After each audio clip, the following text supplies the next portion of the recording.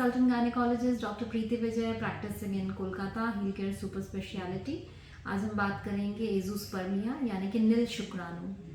पुरुषों में संतानहीनता होने का एक मुख्य कारण है, और जब यह बात पता चलती है कि वीर्य में नील शुक्राणु आया है, एज़ोस्पर्मिया आया है, तो कपल्स काफ़ी निराश हो जाते हैं।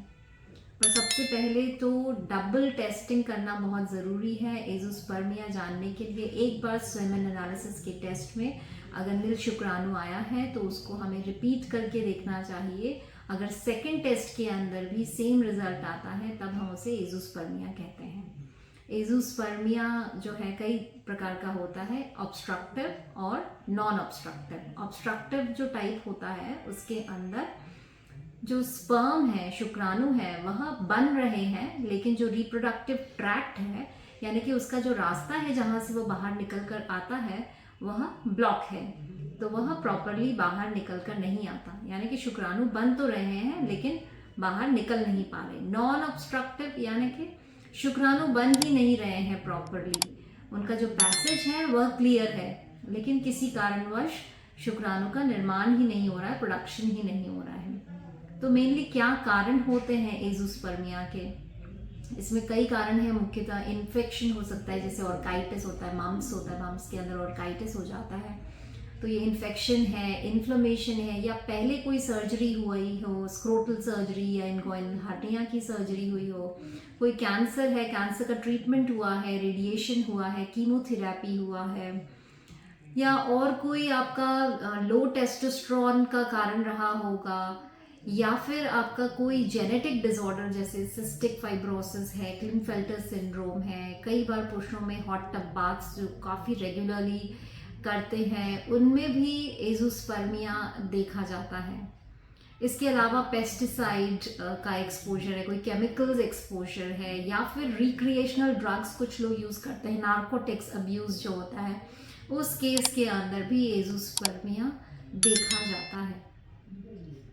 तो यह तो हुए बात कारणों की, ऑब्स्ट्रक्टिव और नॉन ऑब्स्ट्रक्टिव। यह कारण होते हैं एज़ोस्पर्मिया के। तो अब क्या एज़ोस्पर्मिया मेल्स में है तो क्या वह अपना बायोलॉजिकल बच्चा नहीं पा सकते हैं?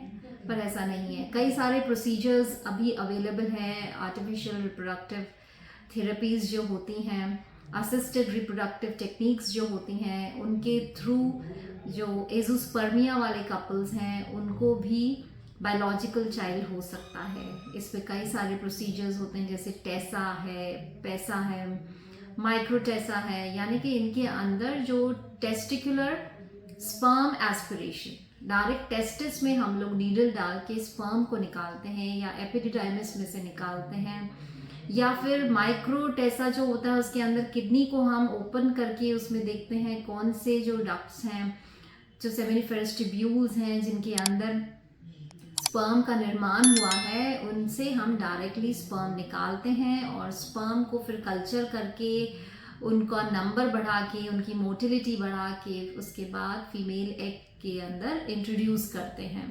तो ये कई सारी टेक्निक्स हैं स्पर्म रिट्रीवल की। इनके थ्रू स्पर्म लेकर आर्टिफिशियल तरीके से हम लोग एम्ब्रियो बनाते हैं और उसके बाद में फीमेल के यूट्रस में इसको इम्प्लांट कर देते हैं।